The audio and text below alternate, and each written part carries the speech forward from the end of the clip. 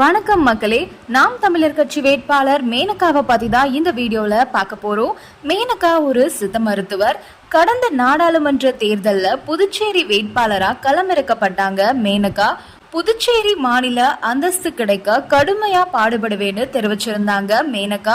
அது மட்டும் இல்லாம புதுச்சேரியில தமிழ் மொழிய மேம்படுத்தவும் சுற்றுலாத்துறைய மேம்படுத்தவும் எல்லா வழிகள்லயும் தாம் போராடுவேன் அப்படின்னு வாக்குறுதி கொடுத்திருந்தாங்க. புதுச்சேரி பகுதியில இவங்க நடத்திட்டு வரக்கூடிய சித்த மருத்துவ கூடத்தை நாம் தமிழர் கட்சி ஒருங்கிணைப்பாளர் சீமான் தான் திறந்து வச்சிருக்காரு. லாஸ்பேட்டை தொகுதியின் தொகுதி செயலாளரா இருக்கக்கூடிய இவரோட கணவர் நிர்மல் சிங் 2021 சட்டமன்ற தேர்தல்ல லாஸ்பேட்டை தொகுதியில போட்டியிட்டவர் தான். மயிலாடுதுறை மாவட்டத்துல இருக்கக்கூடிய ஒரு சின்ன கிராமத்துல தான் மேனகா பிறந்திருக்காங்க. ஃபர்ஸ்ட் ஸ்டாண்டர்ட்ல இருந்து 12th ஸ்டாண்டர்ட் வரைக்கும் கவர்மெண்ட் ஸ்கூல்ல தான் படிச்சிருக்காங்க மேனகா.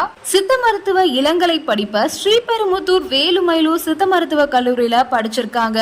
11 வருஷமா சித்த மருத்துவ பிராக்டிஸ் பண்ணிட்டு வராங்க மேனகா. நாம் தமிழர் கட்சிக்குள்ள மேனகா வரதுக்கு 2 காரணங்கள் இருந்திருக்கு. ஒன்னு, மேனகாவோட சித்த மருத்துவ சாலையை சீமான் திறந்து வச்சிருக்காரு.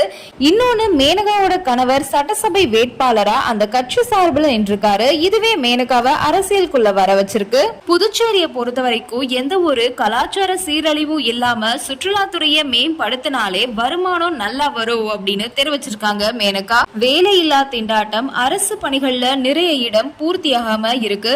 இதெல்லாம் சரி பண்ணணும் அப்படின்றது மேனகாவோட கோரிக்கையாவே இருந்திருக்கு. தான் ஆட்சிக்கு வந்தால் இது எல்லாமே புதுச்சேரி மக்களுக்காக செஞ்சு கொடுக்கறேன் அப்படின்னு வாக்குறுதி கொடுத்திருந்தாங்க மேனகா. திரை கவர்ச்சி காரணமா கூடுற கூட்டம் அப்படின்றதுனால ரொம்ப எமோஷனலா இருப்பாங்க.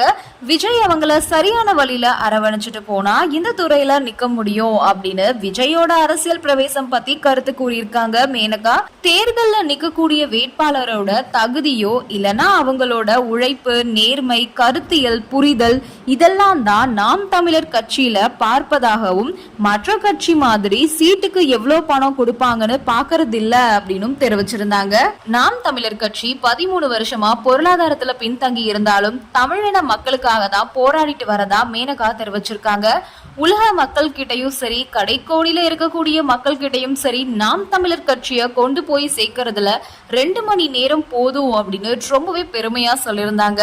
மேனகா நிறைய போராட்டங்கள்ல கலந்திருக்காங்க. நாடாளுமன்ற தேர்தல்ல 39,603 வாக்குகள் வாங்கியிருந்தாங்க. மொத்த வாக்குகள்ல 4.9% வாக்குகளை நாம் தமிழர் கட்சி பெற்றிருந்தாங்க. சினிமா நடிகர்களை வச்சு பிரச்சாரம் செய்வதை எப்படி பார்க்கறீங்க அப்படின்ற கேள்விக்கு அதை ஒரு விளம்பரமா பார்க்கறதா மேனகா சொல்லியிருக்காங்க. சீமானோட பேச்சிலேயே மக்கள் ஈர்க்கப்படுறாங்க. அவரோட பேச்சே எங்களுக்கு போதுமானது, வேற விளம்பரங்கள் தேவையே இல்லைன்னு மேனகா கூறியிருக்காங்க. இந்த இடத்துல மேனகா விளம்பரங்கள்னு குறிப்பிடுறது நட்சத்திர பேச்சாளர்களை தான். மாநிலங்கள்ல தன்னிச்சையும் மத்தியில கூட்டணியும் தான் தங்களோட கொள்கையாக இருக்குது அப்படின்னும் தாங்கள் கொள்கையை எந்த இடத்துலயும் விட்டு கொடுக்க தாங்கள் தயாராக இல்லை அப்படின்னு மேகனா தெரிவிச்சிருக்காங்க.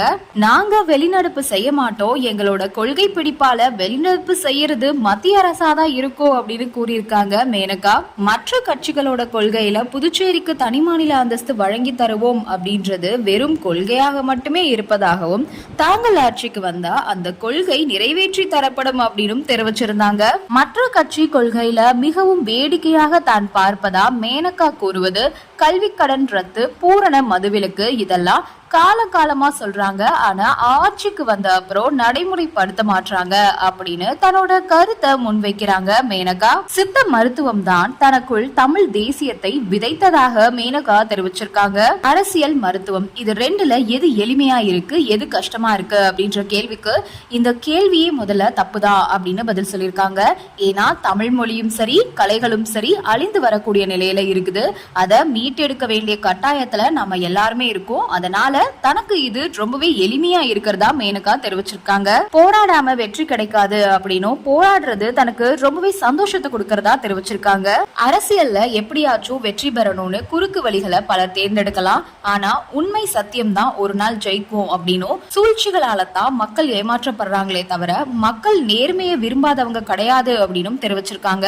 கற்றவர்கள் நிரப்பாத இடத்தை கயவர்கள் நிரப்புவாங்க அப்படின்றது மேனகாவோட சித்தாந்தமா இருக்கு. ஏன்னா படிச்சவங்க அரசியலுக்கு வந்தாதான் நாடு வளர்ச்சி அடையும் அப்படின்றது மேனகாவோட கருத்தா இருக்கு. இந்த மாதிரி சுவாரஸ்யமான அரசியல் தகவல் பத்தி தெரிஞ்சுக்கணும் அப்படின்னா நம்ம சேனலை சப்ஸ்கிரைப் பண்ணுங்க, லைக் பண்ணுங்க, ஷேர் பண்ணுங்க. நன்றி, வணக்கம்.